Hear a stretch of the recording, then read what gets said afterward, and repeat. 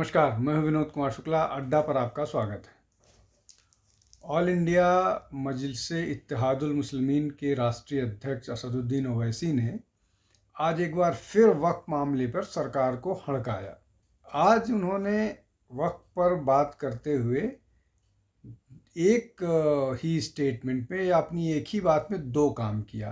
पहला तो ये काम किया कि उन्होंने सरकार को धमकाया और उस धमकी के माध्यम से ही उन्होंने डॉग व्हिसल किया आगे की योजना के तहत या आगे की तैयारियों के तहत अगर वक्त पास होता है तो। ये बहुत महत्वपूर्ण है, जिसको सरकार को समझना चाहिए कि असदुद्दीन ओवैसी कर क्या रहे हैं और जिस तरह की वो बात कर रहे हैं उसके पीछे उनकी मंशा क्या है। अब ये जो बात है, जो उन्होंने डॉग व्हिसल किया है, अपने लोगों को वो उकसा रहे हैं इस बिल के लिए कि वो सड़क जाम करने और हिंसा तोड़ फोड़ के लिए, इस तरह का वो जिस तरह से उन्होंने बोला कि इसका रिपरकशन हो सकता है, कॉन्सिक्वेंसेस हो सकते हैं, सोशल इनोमिटी की बात जो कर रहे हैं। तो क्या असदुद्दीन ओवैसी या उनकी पार्टी के नेता पहली बार इस तरह की बात कर रहे हैं? योगी ओवैसी से ही शुरू करते हैं। ओवैसी ने उत्तर प्रदेश के चुनाव के दौरान एक बार ये कहा था कि जब योगी मठ में चले जाएंगे और मोदी पहाड़ में चले जाएंगे तब आपको कौन बचाएगा, ऐसा उन्होंने एक बार कहा था। अब उनके भाई अकबरुद्दीन ओवैसी उससे 2 कदम आगे, उन्होंने ये बोल दिया कि 15 मिनट के लिए पुलिस हटा लो, उसके बाद दिखा देते हैं कि किसमें कितना दम है। एक इनके और नेता हैं जो औरंगाबाद पुराना जो ज़िला था अब वो संभाजी नगर हो गया है, वहाँ से सांसद रह चुके हैं इम्तियाज़ जलील, और ये पत्रकार भी रह चुके हैं। महत्वपूर्ण बात ये है कि पत्रकारों के बारे में एक बड़ा वो होता है, हालांकि उर्दू की पत्रकारिता को मैं पत्रकारिता नहीं मानता, या इम्तियाज़ जलील जैसे लोग जो अपने आप को पत्रकारिता का दावा करते हैं, उन्होंने तो नूपुर शर्मा को चौराहे पर फांसी पर लटकाने की बात की थी।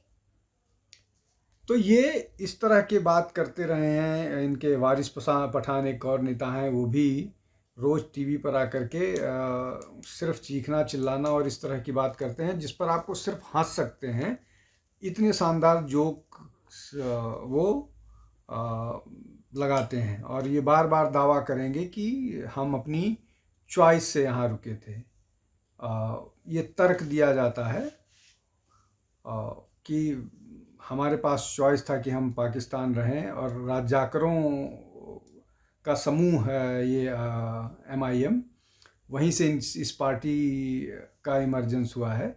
और ये जो लोग ये कहते हैं कि हम अपनी चॉइस से रुके हैं, ये सारे लोग मुस्लिम लीग के वोटर्स हैं। मुस्लिम लीग जो पार्टीशन के लिए लड़ रही थी उसके वोटर्स हैं, और ये अपने आप को ये दावा करते हैं कि ये पार्टीशन में अपनी चॉइस से रुके हैं।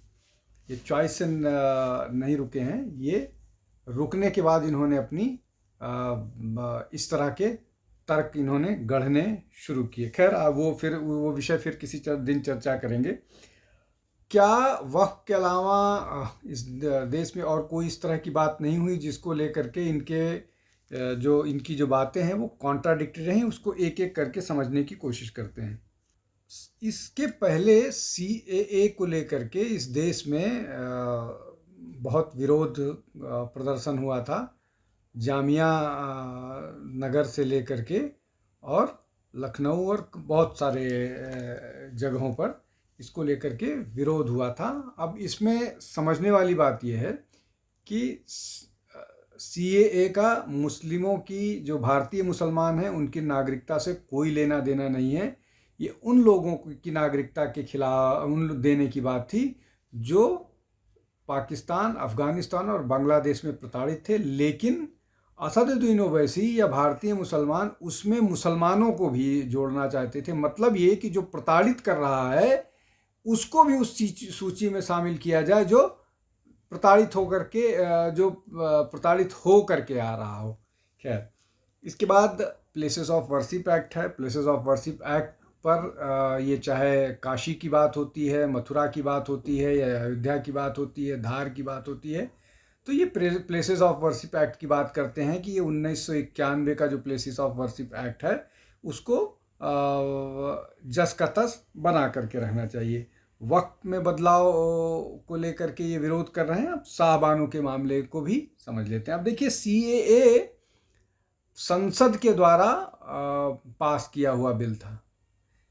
CAA में ये बदलाव चाहते हैं और उसको संसद को उस कानून पर ये ऑब्जेक्शन करते हैं। दूसरी तरफ प्लेसेस ऑफ वर्शिप एक्ट भी संसद से पास है और उसमें ये बदलाव का विरोध करते हैं कि आप उसमें बदलाव नहीं कर सकते हैं, इसलिए कि वो पार्लियामेंट के द्वारा पास किया हुआ है। तीसरा, वक्फ जो है, वक्फ 2 बार पार्लियामेंट में उसमें बदलाव आ चुका है, लेकिन अब ये उसमें बदलाव नहीं होने देना चाहते हैं। इसलिए बदलाव नहीं होने देना चाहते हैं कि जो बदलाव हैं वो कुछ बड़े जो मुस्लिम नेता हैं उनकी प्रॉपर्टीज़ भी वक्फ के जद में आएंगी, लीगल ऑक्यूपेशन के जद में आएंगी, और उनको सरकार अपने उसमें ले सकती है। और उसमें वो लोग भी हैं जो लोग इस वक्फ का विरोध कर रहे हैं, उनके ऊपर भी आरोप है, चाहे वो असदुद्दीन ओवैसी हों, चाहे वो जमीयत उलेमा हिंद के बहुत सारे नेता हों, जिन पर वक्फ की प्रॉपर्टी पर असीमित करोड़ों अरबों की प्रॉपर्टी पर कब्जा किए जाने का। सबसे ज़्यादा मुश्किल यही है, और इसको मैं नहीं कह रहा हूँ, आप मुस्लिम नेताओं की ही बात कर लीजिए। वो इसको कह रहे हैं कि किस तरह से जो बड़े बड़े नेता हैं, इन लोगों ने कैसे वक्फ की प्रॉपर्टी हड़पी है। अब इसमें देखिए 2 चीज़ है। एक तो ये कि ये विरोध कर रहे हैं, एक तरफ पार्लियामेंट के जो पास किया कानून है उसमें बदलाव का विरोध कर रहे हैं, और दूसरा कह रहे हैं कि इसमें बदलाव किया जाना चाहिए। ये 2 चीज़ें हैं, तो जो सूट करता है वो चाहते हैं ये। अब साहबानों पर आ जाते हैं। साहबानों पर सुप्रीम कोर्ट ने एक निर्णय दे दिया था, लेकिन अदालत में सुप्रीम कोर्ट के निर्णय को बदल कर दिया गया, इसलिए कि ब्लैकमेलिंग करने लगे और स्ट्रीट पावर दिखाया, सड़क पर आ गए।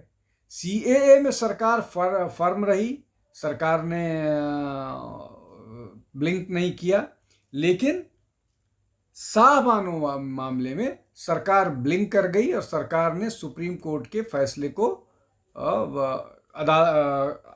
संसद से बदल दिया। अब वक्त में जो 1991 और 2013 में बदलाव आए हैं वो बहुत खतरनाक बदलाव हैं। वो सीधे तौर पर माफियागिरी है। तो उसमें अगर बदलाव हो रहा है तो जो लैंड माफिया हैं, वक्त के माध्यम से जो लैंड माफिया हैं, उनको बुरा लगना संभावित था। और इसीलिए असदुद्दीन ओवैसी जैसे नेता जो चाहते हैं अपने और अपने जैसे बहुत सारे और लोगों को, जिनको उनको बचाना है, उस तरह के लोगों को, अन्यथा अगर इसमें कोई गड़बड़ी नहीं है तो आप अदालत जा सकते हैं। आपको धमकाने की क्या ज़रूरत है? आप क्यों धमका रहे हैं? और आप धमका रहे हैं, आप एक अकेली पार्टी है, एक सांसद है जो धमका रहा है। वो इसलिए कि उनकी बात सुन करके लोग सड़कों पर आ जाएंगे और एक लॉ एंड ऑर्डर वाली सिचुएशन हो जाएगी। अब इसमें एक और महत्वपूर्ण बात है कि प्लेसेस ऑफ वर्शिप एक्ट में जो है, जिसको ये कहते हैं कि उसमें बदलाव नहीं होना चाहिए या उसको ख़त्म नहीं किया जाना चाहिए, उसमें ये प्रोविजंस हैं जिसलिए कि उसके ज़्यादातर विक्टिम्स हिंदू हैं, मतलब ज़्यादातर हिंदू मंदिरों को तोड़ करके मस्जिद बनाया गया है। तो उसमें प्रोविजंस ये हैं कि आप अदालत नहीं जा सकते हैं, और वक्फ में अभी का जो कानून है उसमें आप सिर्फ वक्फ ट्रिब्यूनल में जा सकते हैं। तो ये दोनों सूट करता है ओवैसी जैसे नेताओं को। तो इसलिए वो वक्त भी अभी जैसा चाहिए और places of worship act as it is चाहिए। तो ये जो कॉन्ट्राडिक्शन है कि और CAA कानून पूरी तरह से नहीं चाहिए। तो ये जो पूरा का पूरा मामला है, जिसको लेकर के असदुद्दीन ओवैसी बहुत वोकल हो जाते हैं, लगातार हंगामा करते रहे हैं वक्त की बैठकों में। और जिस तरह की बातें आई कि उनका जो पूरा का पूरा एक सेक्युलर लॉबी वाला ग्रुप था वो वायलेंट भी हो गया था। और प्रेसिडेंट के डिबेट में वो वक्त का मामला उठा रहे हैं, और वक्त का मामला वो लगातार उठा रहे हैं, जब जिस फोरम पर नहीं चाहिए वहाँ भी उठा रहे हैं, और पहले दिन से वो कर रहे हैं। ऐसे तो एक सदस्यीय जो पार्टी है उसको तो उसमें होना ही नहीं चाहिए था जो वक्त की समिति बनी थी, लेकिन ठीक है, वो बहुत वोकल रहते हैं इसलिए उनको शायद इसमें डाल दिया गया था जो वक्त की समिति बनी थी। लेकिन कुल मिलाकर के जो असदुद्दीन ओवैसी जिस तरह की बात कर रहे हैं वो न तो डेमोक्रेटिकली दुरुस्त बात है, ना और बाकी किसी दृष्टि से दुरुस्त बात नहीं है। वो सीधे सीधे न केवल सरकार को बल्कि जनता को ये धमकाने वाली बात है कि अगर आप इसमें कोई बदलाव कीजिएगा तो लोग सड़कों पर आ जाएंगे। और CAA उसका उदाहरण है। और दूसरा उसका उदाहरण है कृषि आंदोलन। कृषि आंदोलन से इन लोगों का कोई लेना देना नहीं था, लेकिन ये मॉरल सपोर्ट इनका रहता था। और CAA ने तो बहुत सारे लोगों को, जिस तरह से शाहीन बाग को इन लोगों ने जाम करके रखा था, उसने बहुत सारे नेता पैदा कर दिए। और कितना उस पर कहाँ से पैसा आता था। 8-9 महीने का जो आंदोलन सड़क बंद करके, सड़क जाम करके इन्होंने रखा था। हालांकि उत्तर प्रदेश में भी इन्होंने इस तरह की कोशिश की, लेकिन योगी आदित्यनाथ ने नहीं चलने दिया। और सुप्रीम कोर्ट के इंटरवेंशन के बावजूद नहीं हुआ। और सुप्रीम कोर्ट ने जिन कुछ इंटरलॉक्यूटर्स भी नियुक्त किए थे, लेकिन इंटरलॉक्यूटर्स भी इस मामले में कुछ नहीं कर पाए या करना नहीं चाहते थे। वो चाहते थे कि ये मामला ऐसे ही बना रहे, सरकार एम्बैरस होती रहे। ये सब हुआ। अब वैसा ही वक्त मामले में होना रहा है, जबकि वक्त को लेकर के बहुत सारी चीज़ें स्पष्ट तौर पर निकल करके आ गई हैं, रिपोर्ट में बन गई है। रिपोर्ट कभी भी अडॉप्ट हो सकती है, उस पर चर्चा हो सकती है और आगे उस पर कार्रवाई हो सकती है। लेकिन जो वक्त पर JPC बना था वो बहुत हंगामेदार रहा, लगातार उस पर हंगामे होते रहे। और वही हंगामे जो वहाँ पर हुए हैं वही सड़कों पर दिखाने की तरफ इशारा असदुद्दीन ओवैसी करते हुए दिख रहे हैं। लेकिन उनकी सारी बातों में कॉन्ट्राडिक्शन है। वो कॉन्ट्राडिक्टरी बातें करते रहे हैं। जो उनको सूट करता है वो उसके साथ खड़े होते हैं, जो उनको सूट नहीं करता है वो उसका विरोध करते हैं। किसी सैद्धांतिक प्रिंसिपल की बात नहीं करते हैं। वो बार बार सेक्युलरिज्म की बात करेंगे, वो बार बार आइन की बात करेंगे, वो बार बार आर्टिकल 25, 26 और 30 की बात करेंगे। लेकिन क्या कोई भी आर्टिकल किसी भी कम्युनिटी को प्रिविलेज सिटीजन बनाता है इस देश में? बिल्कुल नहीं बनाता है। इक्वलिटी की बात करता है, और इक्वलिटी में किसी को भी किसी उस मामले में, चाहे वो प्लेसेस ऑफ वर्शिप एक्ट के मामले में हो, चाहे वो वक्फ के मामले में हो, चाहे वो मैरिज और डिवोर्स के बारे में हो, प्रिविलेज सिटीजन नहीं बनाता है। और ये बात जितनी जल्दी असदुद्दीन ओवैसी जैसे लोगों को समझ में आ जाए उतना ही अच्छा है। इसलिए कि अब तक अपीजमेंट के नाम पर वो प्रिविलेज सिटीजन बने हुए हैं और उसका फ़ायदा उठाते रहें। और ये स्ट्रीट पावर दिखा करके वो उसका फ़ायदा उठाते रहें कि एक बार भीड़ तंत्र इकट्ठा हो गया तो सरकार मजबूर हो जाएगी उनके हिसाब से, जो उनको सूट करता है उस तरह का कानून बनाने के लिए। आज के लिए बस इतना ही। बहुत बहुत धन्यवाद। नमस्कार।